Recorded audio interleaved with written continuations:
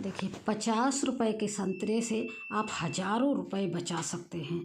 बहुत ही टेस्टी एक recipe share कर रही हूँ। मैंने बोला ना 50 रुपए के संतरे लाके आप हज़ारों रुपए बचा सकते हैं। तो चलिए वो रेसिपी क्या है, वो क्या चीज़ है ऐसी जो इतने रुपए हमारे बच सकते हैं और मार्केट से हमें बिल्कुल भी नहीं लेनी पड़ेगी। तो मैंने मार्केट से ये संतरे लाए थे। मैं संतरे खाते खाते ना ये 3 संतरे बच गए थे। तो आज मैंने सोचा कि एक आपके साथ एक अच्छी सी रेसिपी शेयर करते हैं जो मार्केट से बहुत सारे पैसे बचाएगी। तो चलिए हमने संतरों को छील लिया है। अब संतरों के ऊपर ना ये रेसे से होते हैं, इनको भी हटा लेना है। जितने संभव है उतने हटा लीजिए, नहीं तो अगर थोड़े बहुत रह भी जाते हैं तो कोई दिक्कत नहीं है, लेकिन जितने संभव होते हैं वो हटा लीजिएगा। अब देखिए संतरे के हमने सारे रेसे हटा लिए हैं, एक एक पीसेस अलग कर लिया है, एक एक कली इनकी अलग कर ली है हमने। अब चलिए कली अलग करने के बाद अब इस संतरों का यूज करेंगे। वो कैसे करेंगे और क्या बनाएंगे वो चलिए हम देखेंगे आगे रेसिपी में। तो चलिए अब बनाते हैं। हमने सारी कलियां अलग कर ली हैं। अगर आप लोगों को लग रहा है आइडिया हो चुका है तो आप मेरे को बता दीजिए कमेंट में कि मैं क्या बनाने वाली हूँ आज, और आप कहाँ कहाँ से ये वीडियो देख रहे हैं ये भी हमें कमेंट में ज़रूर बताइएगा। अगर बताएंगे तो मुझे पता लगेगी मेरी वीडियो कहाँ कहाँ तक जा रही हैं। तो देखिए अब हमने सारे संतरों को एक मिक्सी के जार में डाल लिया है और पल्स मोड पे हमने इनको चला लिया 2 से 3 बार। पल्स मोड पे ही चलाना है, पीसना नहीं है। पीसेंगे तो ये बीज भी पिस जाएंगे और बीज की वजह से कड़वापन आ जाएगा, तो ये ध्यान रखिए। अब हमने एक छन्नी ले ली और छन्नी में ये सारा जो हमने पीस के रखा था संतरों का उनको पलट लिया है। अब पलटने के बाद अब हम इसको छान लेते हैं। एक चम्मच ले ली है, चम्मच की मदद से सारा जूस हम इस संतरे का निकाल लेते हैं। ये लीजिए हमने जूस निकाल के अलग कर लिया है। अब इस जूस को तो रख देंगे साइड में। अब चलेंगे गैस की तरफ, इसको रख देते हैं साइड में। देखिए बहुत सारा जूस हमारा निकल गया 3 संतरे में। अब हमने एक पैन ले ली है और पैन में हम डालेंगे 1 चम्मच के करीब देसी घी, जो मैंने मेल्ट कर लिया था क्योंकि ठंड का सीजन है तो जम जाता है। और आधी कटोरी लिया है मैंने चीनी। 3 संतरों के लिए ये काफ़ी है, आधा आधा कटोरी चीनी है, तो उसी रेशे से हम बना देंगे। तो चलिए अब इसको हमें ना तो पानी डालना है ना ही कुछ डालना है, ऐसे ही इस चीनी को पकाना है। आप देखेंगे धीरे धीरे ना चीनी ये मेल्ट होने लगेगी।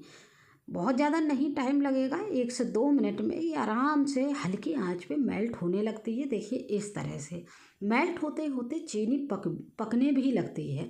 तो हम क्या करेंगे, अब इतनी चीनी हमारी पक गई है। अब इसी स्टेज पे हमने जो जूस निकाल के रखा हुआ है ना वो डाल देंगे।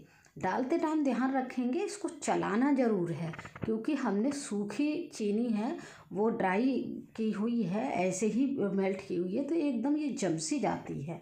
तो कोई दिक्कत नहीं है, जैसे ही हम संतरे का जूस डालेंगे तो ये धीरे धीरे मेल्ट हो जाएगी इसमें। अब इसको हमें बहुत ही अच्छे से पकाना है, कम से कम हमें पकाने में 4 से 5 मिनट लगेंगे। और ये देखिए इस तरह से ये टेक्सचर होने लगेगा, लेकिन अभी ये पका नहीं है। तो ये पकेगा जब तक हम और तैयारी करेंगे इसकी। तो इसको तो भाई हम धीमी आंच पे पकने के लिए छोड़ देंगे, बिल्कुल धीमी आंच पे छोड़ेंगे। देखिए इस तरह से गाढ़ापन भी आने लगा है थोड़ा थोड़ा इसमें, तो बस अब इसी स्टेज पे हम यहाँ छोड़ देंगे। तब तक हम एक तैयारी और कर लेते हैं यहाँ पे। तो चलिए वो तैयारी क्या है कर लेते हैं। अब देखिए हमने एक ले ली है कटोरी, और कटोरी में हम 3 चम्मच डालेंगे कॉर्न स्टार्च। कॉर्न स्टार्च नहीं है, कॉर्नफ्लोर ले लीजिए। कॉर्नफ्लोर भी नहीं है, अरारोट ले सकते हैं, लेकिन कॉर्न स्टार्च से ये बहुत ही अच्छा बनता है। जनरली दुकानों पे ये मिल जाता है। थोड़ा सा हम ऑरेंज कलर डालेंगे यहाँ पे, क्योंकि ऑरेंज वाला ही लुक हमें चाहिए। अगर ओरिजिनल डालेंगे तो उतना अच्छा कलर नहीं आएगा। तो बस अब दोनों चीज़ों को मिला के अब एक घोल तैयार हम यहाँ पे कर लेते हैं। लीजिए घोल हमारा तैयार हो गया है, अच्छा सा हमारा ऑरेंज कलर भी आ गया है। तो बस ध्यान रखेंगे घोल को बनाते टाइम इसमें लम्स ना पड़े, और बहुत आसानी से ये घोल बन जाता है, बिल्कुल भी दिक्कत नहीं होती है। तो लीजिए ये हमारा घोल बन के यहाँ पे तैयार हो गया है बिल्कुल परफेक्ट रूप से। तो ये भी हमारी तैयारी कंप्लीट हो जाती है। अब चलिए इसको भी हम रख देंगे साइड में। तो एक तैयारी और कर लेते हैं। हमें एक कटोरी ले लेनी है। कटोरी की साइज का हमें ये पेपर काट लेना है और इस पर थोड़ा सा हमें घी या ऑयल जो भी आप लगाना चाहें वो लगा सकते हैं और अच्छे से ग्रीस कर देंगे इसको ऊपर से। लीजिए, तो ये हमारी कटोरी भी तैयार हो गई है। इसका आगे यूज बताऊंगी मैं क्या यूज है। तो इसको भी हमने साइड पर रख लिया है। अब देखिए संतरे का जो जूस था ना हमारा, इस तरह से टेक्सचर इसका हो चुका है। तो बस इसी स्टेज पे हमें जो हमने घोल बनाया था कॉर्न स्टार्च का, उसको मिलाते हुए हम धीरे धीरे इसको मतलब डाल देंगे। आँच को हम बिल्कुल धीमी कर लेंगे, हाई नहीं रखेंगे। चलिए, हमने धीरे धीरे डाल लिया है। अब आँच को धीरे ही रखे हम इसको पकाएंगे। आप देखेंगे हल्के हल्के देखते जाएंगे आप, बहुत जल्दी ये गाढ़ा होने लगेगा। गाढ़ा होते होते ही हम चला लेंगे। जब तक ये गाढ़ा हो रहा है ना, तब तक फ्रेंड याद दिला दूँ, अगर आपको पता लग गई है क्या बना रहे हैं तो आप कमेंट कीजिएगा। अगर मेरे चैनल पर नए हैं तो चैनल को सब्सक्राइब कर लीजिएगा, बेल आइकन दबा देंगे तो जब भी नई वीडियो अपलोड होगी आप तक नोटिफिकेशन पहुंच जाएगा। तो चलिए, और मेरी रेसिपी अगर अच्छी लग रही हो तो लाइक भी दे दीजिएगा, शेयर भी कर देंगे तो और लोग भी इसको देख पाएंगे। तो चलिए, अब आप देखिए गाढ़ा होता चला गया, होता चला गया। एक स्टेज इसमें ऐसी आएगी, ये पैन को मतलब कढ़ाई को एकदम ये छोड़ने लगेगा, बिल्कुल भी कढ़ाई पे चिपका नहीं रहेगा। जब ये बिल्कुल ही छोड़ने लगेगा तब आप देखेंगे यहाँ पे ये पकने को बिल्कुल तैयार है। हमारा जो रेसिपी हम बना रहे हैं उसके लिए बिल्कुल परफेक्ट तैयार हो जाता है। लेकिन उससे पहले हम क्या करेंगे, इसको एक थोड़ा सा शाइनी बनाने के लिए हम एक चीज़ और करेंगे। देखिए, पक तो गया है, ये गाढ़ापन भी हो गया है, तो हम यहाँ पे थोड़ा सा घी डाल देंगे।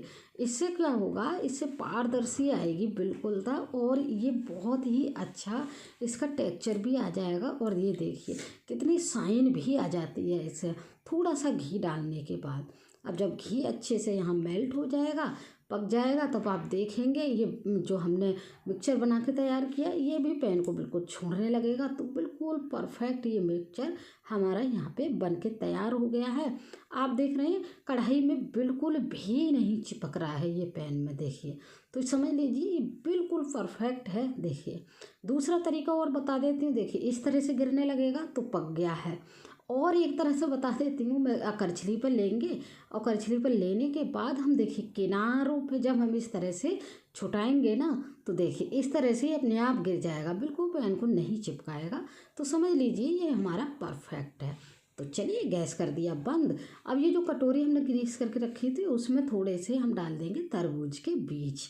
जिससे क्या होगा, देखने में भी अच्छा लगेगा और एक महंगी ये मिठाई बन के हमारी तैयार हो जाएगी। चलिए, हमने इसको पलट देना है, एकदम पलट के अब इसको सेट कर देना है पूरी से एक ही कटोरी में। चलिए, सेट कर देंगे और ऊपर से थोड़े से हम यहाँ पे तरबूज के बीज को और लगा देंगे।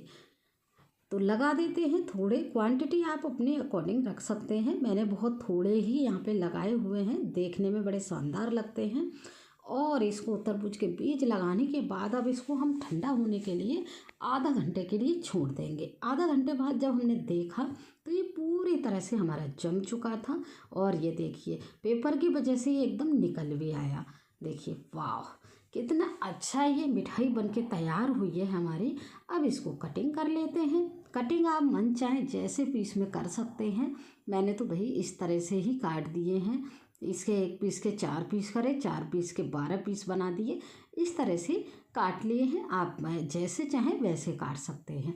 बन गई ना कितनी शानदार ये जेली वाली हमारी मिठाई। मार्केट में ये बहुत महंगी मिलती है, अगर हम किसी अच्छी दुकान से लेते हैं तो कम से कम 700-800 रुपये किलो वाली मिठाई है। तो ये लीजिए, हमारी ऑरेंज की मिठाई बनकर तैयार हो गई है। फिर से मिलेंगे एक नई वीडियो के साथ, तब तक के लिए थैंक यू।